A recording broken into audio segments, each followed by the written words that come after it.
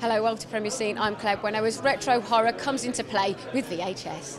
Welcome to Frightfest. Yeah, happy to be here.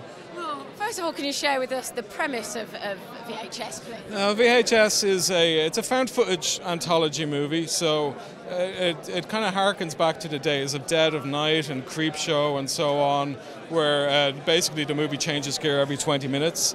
And it also taps into found footage. So for me, it was a nice blend of those two worlds. I'm a huge anthology fan. Had not kept up with found footage, so it was nice to go back and watch, the Blair Witches and Paranormal Activities and try and blend the two worlds. So you've got 6 different directors working on this. How does that collaboration work? Well, truthfully, everybody was in their own bubble. I was on the East Coast in New York making my piece. A lot of the guys, Dave Bruckner's piece was shot in Atlanta. So we were really all in our own bubbles making our own little pieces. And it really wasn't until, it really was the producers who kind of guided us. And I have to really credit them to the success of the collection as a whole, because it could have been a mess, and everybody, there's enough recurring themes, there's a recurring tone throughout the whole piece, and the piece has a nice ramp up to it as well over the entire project. And I think the producers really knew what they were doing, hired the right people, and had fun sculpting what the entire feature would look like.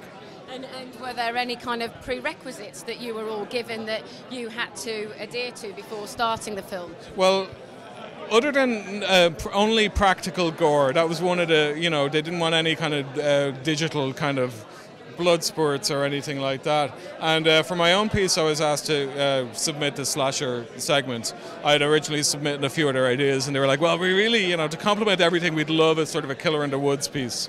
And again, the producers, I feel like they knew what they were doing. Brad Miska, the collective, Roxanne Benjamin, really got together and planned it out. It was nice to just be dealing with my own piece. And then, I was pretty nervous watching the entire movie for the first time, but it was a relief to see that everybody was guided just right.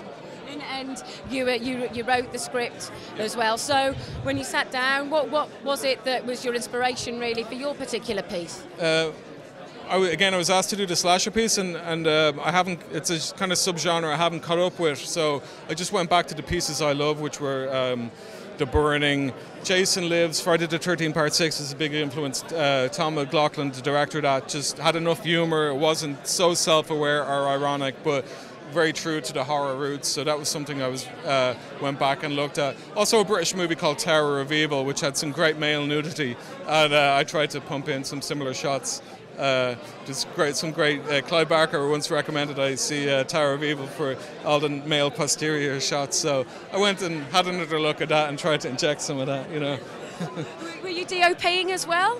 No, I had a DP and Eric, and aside from our DP, also just we had the actors had the camera as well, so a lot of what was shot was actually shot by Drew Moreline, who's one of the actors.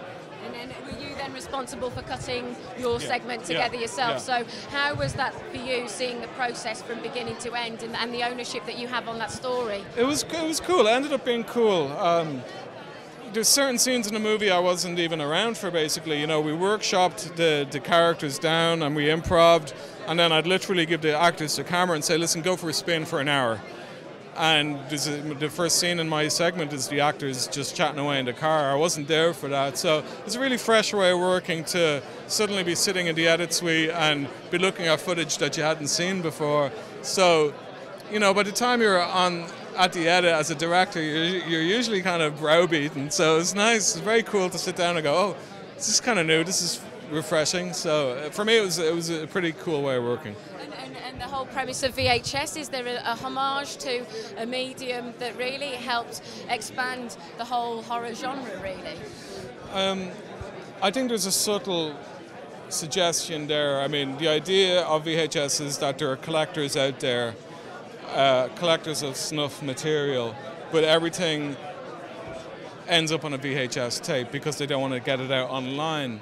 So that right there, to me, I think it's a very important idea, because I think nowadays you can get anything online, you know, and it's interesting to me that in music there's a cassette tape culture now, there's a vinyl culture and so on. I think people are beginning to realize it's important to really hunt and gather and to covet stuff as opposed to just blindly typing in something and having it right there. It takes some of the magic away. Yeah, I think there's a sort of tactileness to and the aesthetic is so completely different that digital just can't master, can it? Really? Yeah. And for me, I grew up before VHS. I was 9 or 10 by the time we got our first VHS player, so I went from having to watch, which I loved, the BBC Two horror double bills every summer, then to having a VHS player which came free with a copy of The Wicker Man randomly enough, to having all of that, to see what's going on. I'm very glad that I grew up in a time where you really had to hunt stuff down,